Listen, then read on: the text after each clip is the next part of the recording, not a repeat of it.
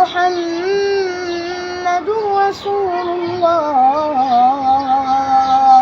والذين معه أشداء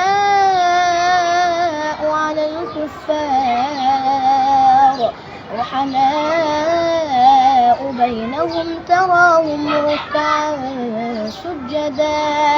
سجدا يبتغون فضلا من الله ورضوانا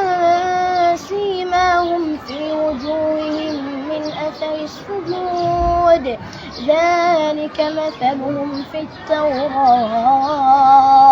ومثلهم في الإنجيل كزرع أخرج شطأه فآزره فاستغلظ فاستوى على سوقه يعجب الزراع ليغيظ بهم الكفار وعد الله الذين آمنوا وعملوا الصالحات